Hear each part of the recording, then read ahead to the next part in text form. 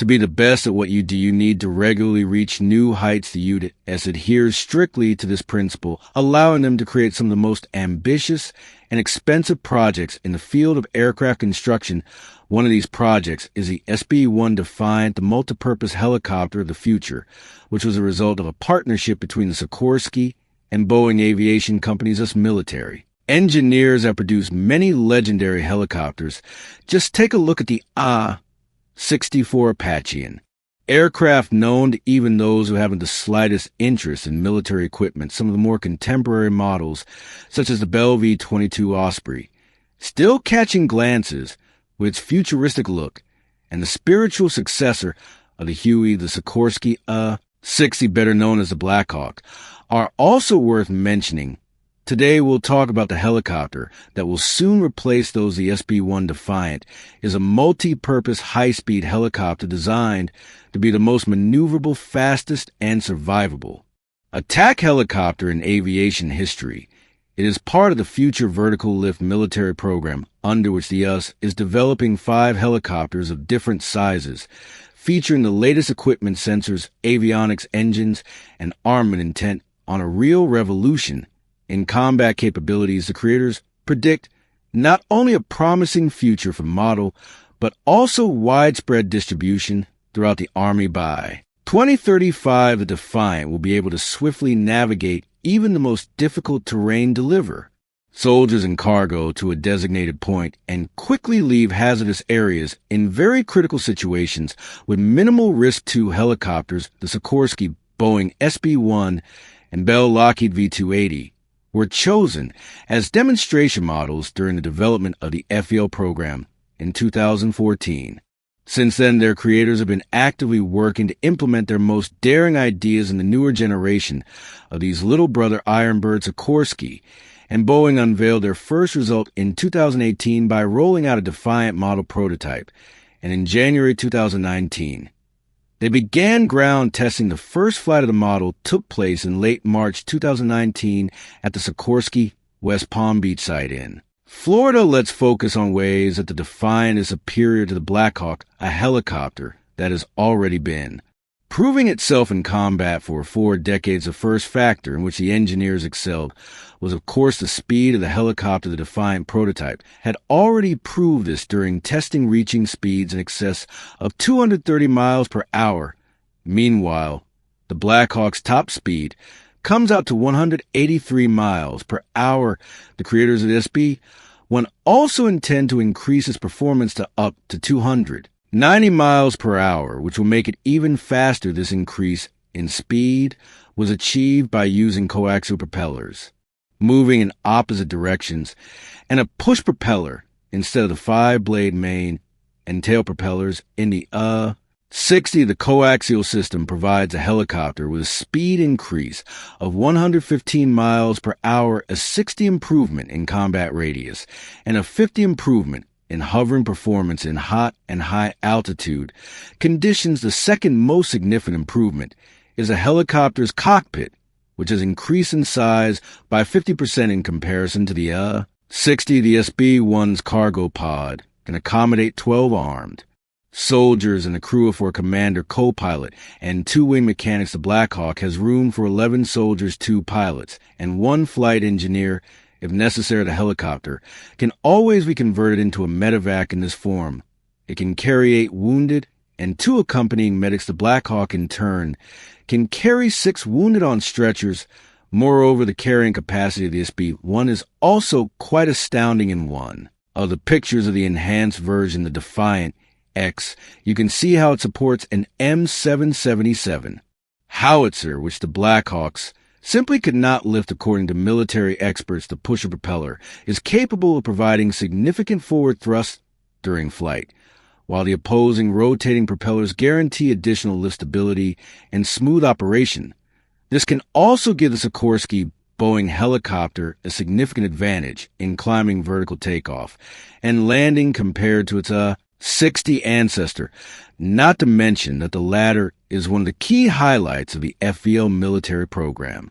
According to test pilots who experienced the Defiant in action, the pusher propeller is reminiscent of a turbine in a car or the sensation of taking off on a high-speed airplane. One of the main arguments for the Black Hawk's evolution in maneuverability is that the SB1 Defiant is capable of making sharp turns at full throttle, whereas in standard helicopters the pilot had to slow down noticeably to avoid problems. With a maneuver, the SB1 allows the pilot to change their flight path as quickly as possible, giving them an advantage in combat. The military is confident that future battles will also affect megacities where such helicopters will be able to easily slip between skyscrapers. Speaking of maneuverability, compared to the Black Hawk, which weighs 12,000 pounds, of Defiance, weighing about 30,000 pounds, floats like a feather with its vertical takeoff system, as opposed to its ancestor that still winds its blades up while on the ground. Keep in mind that we're talking about helicopters with soldiers on board, not just empty helicopters with only a pilot. While creating the Defiance, engineers implemented the latest anti-vibration system, achieving minimum noise levels in comparison to the 60 and other legendary helicopters that can be heard from several miles away. This noise reduction was made possible by 4 generators vibrating a sine wave opposite the rotor frequency. Simply put, the system reminded pilots of a modern noise-canceling headset, allowing them to be less distracted by outside noise, with enemy ground vehicles being a potential headache for pilots. The Army expect a helicopter to fly fast at minimum altitude, being able to slow down as late as possible, decelerating to a hover or touching down in the landing zone. Although the Defiant performs this maneuver a bit differently, it is many times superior to the 60. The SB1 is capable of decelerating to a hover just half a mile before its final destination. Even at about 230 miles per hour, pilots who have tested this push-pull propeller deceleration capability have called it incredible. In the Black Hawk, they said a similar maneuver would have moved the nose of the helicopter up 30 degrees, leaving the pilot with no way of seeing the landing zone. Instead of the landing zone, these pilots have a nice view of the sky. A Defiant pilot will always be able to see everything happening in the landing zone, which is not only an advantage in a combat situation, but also greatly increases the safety of the crew and soldiers on board. Now, let's look at the survivability of this futuristic monster. Some experts have expressed their concerns that in the event of a complete switch to the SB1, the Army will noticeably weaken its survivability when comparing with the impenetrable Titan. That is the Black Hawk. The engineers who created the Defiant say that they didn't want their creation to lose its speed and maneuverability behind a thick layer of armor. However, as a cherry on top, they did come up with a way to make operations involving the SB1 even safer.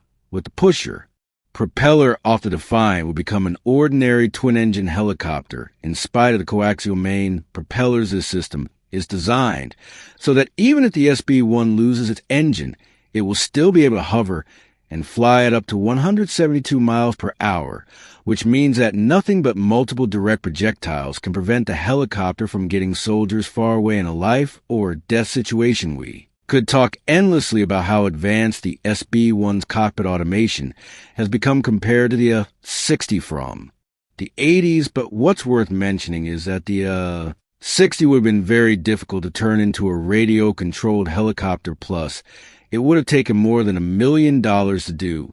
So the Defiance, on the other hand, was originally designed so that pilots could control it remotely. After all this, along with the use of artificial intelligence as a co-pilot, has become one of the most sought-after requirements in aviation industry today. As for weapons, the 60 has a noticeable advantage over its younger counterparts, offering not only 6-barreled M134 or GAU 19 machine guns, but also the powerful AGM-114 Hellfire missiles. The Defiant pales in comparison, as so far it doesn't even have a simple air cannon as an option. For the new model, engineers are considering a remote weapon system similar to Crow's used for ground vehicles. This will provide not only high accuracy, but also the ability to operate at high speeds, which is extremely important when we're dealing with a helicopter.